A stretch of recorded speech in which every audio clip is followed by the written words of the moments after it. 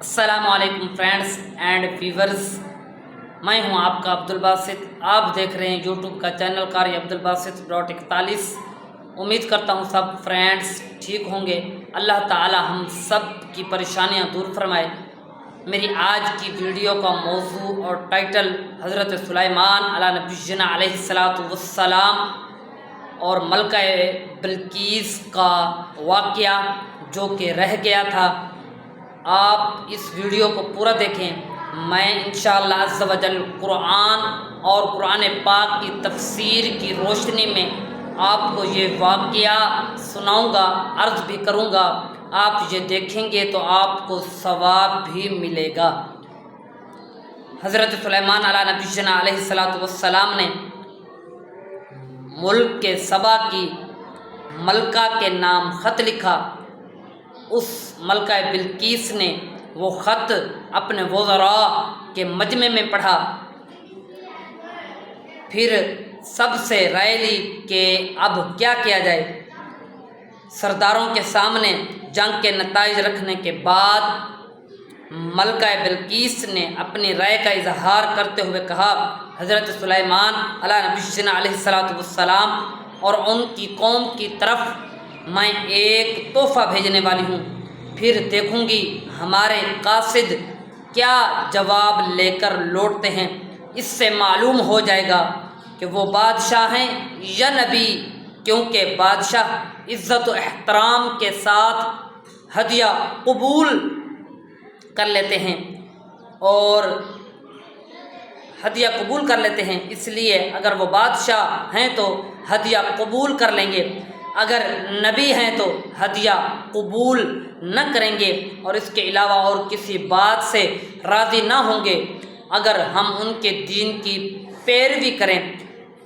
ملکہ نے اپنے قاصد کو ایک خط دے کر روانہ کیا اور اس کے ساتھ 500 غلام اور 500 باندیاں بہترین لباس اور زیوروں کے ساتھ آراستہ کر کے سونے سے نقش و نگار کی ہوئی زینوں پر سوار کر کے بھیجے۔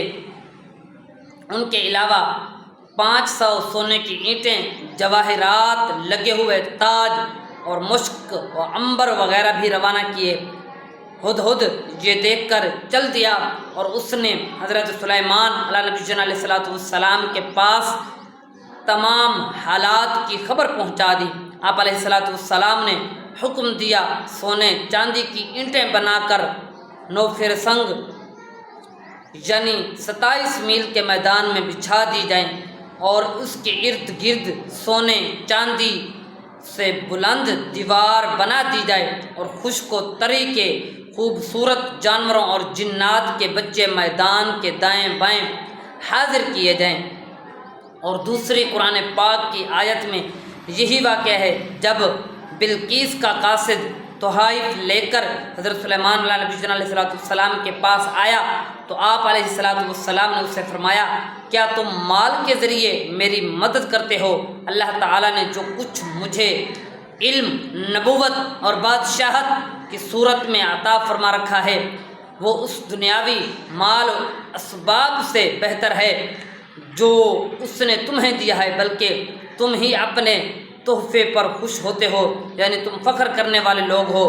مال دنیا کی وجہ سے ایک دوسرے پر بڑائی جتاتے ہو اور ایک دوسرے کے تحفے پر خوش ہوتے ہو۔ مجھے نہ دنیا سے خوشی ہوتی ہے نہ اس کی حاجت ہے۔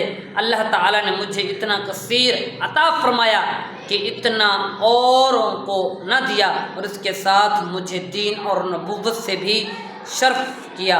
اللہ عز و جل مجھے اور آپ کو جو یہ قرآن پاک کی تفسیر میں نے پڑھی اس کو سن کے ثواب حاصل کرنے کی توفیق عطا فرمائے۔ اللہ عز و جل ہم سب کے حال پر رحم فرمائے، آمین بجاہ النبی الامین۔ وما علینا الا البلاغ۔